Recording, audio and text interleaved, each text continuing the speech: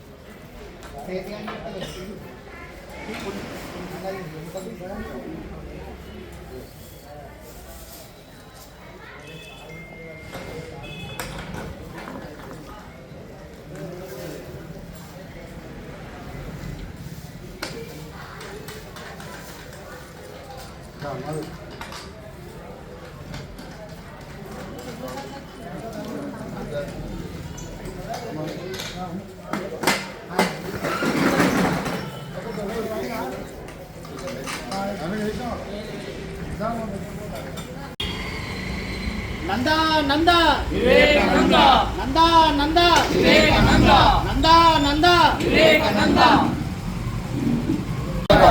నందా నందా వివేకానంద, నందా నందా వివేకానంద. జై తెలంగాణ, జై తెలంగాణ, జై తెలంగాణ. స్వామి వివేకానంద జయంతిని పురస్కరించుకొని మనందరం కూడా మరి వివేకానంద గారి స్ఫూర్తితోటి వారి ఆశయ సాధన కోసం ఇవాళ వారికి మరొకసారి వారు ఇచ్చినటువంటి సూక్తులు కావచ్చు, వారి యొక్క జీవితాన్ని ఆదర్శంగా తీసుకొని రాబోయే యువత ముందుకెళ్ళాలని చెప్పేసి అందరి పక్షాన కూడా వివేకానంద జయంతి సందర్భంగా ఘనమైన పుష్పాంజలి ఘటించడం జరిగింది. మరి ఇవాళ వారు చాలా మందిని యువతకు కూడా చాలా స్ఫూర్తిదాయకం. ఇలా ప్రపంచంలో భారతదేశం యొక్క గొప్పతనాన్ని మరి నలుదిక్కులు చాటినటువంటి గొప్ప యోధుడు. ఆనాడు వారు మరి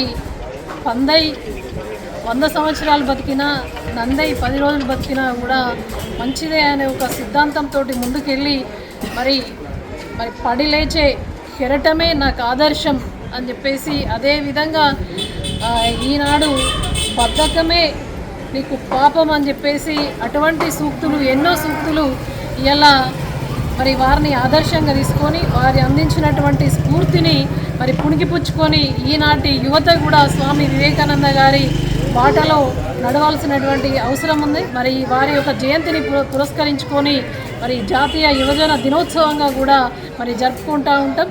ఈనాటి యువతనే రేపటి భవిత అని చెప్పేసి భవిష్యత్తుకు పునాది ఈనాటి యువత. భారతదేశంలో అత్యధికంగా కూడా యువత ఉంటుంది. మరి యువతకు అనేక రంగాల్లో ప్రాతినిధ్యం కల్పించాలని ఆనాటి మరి తొలి ముఖ్యమంత్రి రాష్ట్ర సాధకుడు కేసీఆర్ గారు ఆనాటి యువత కోసమే ఈ యొక్క తెలంగాణ రాష్ట్రాన్ని సాధించిన దాంట్లో చాలామంది యువకులకు మరి అటు ఐటీ రంగంలో కావచ్చు, ఇటు ప్రభుత్వ రంగంలో కావచ్చు అనేక ఉపాధి అవకాశాలు కల్పించడం మరి వారికే దక్కింది.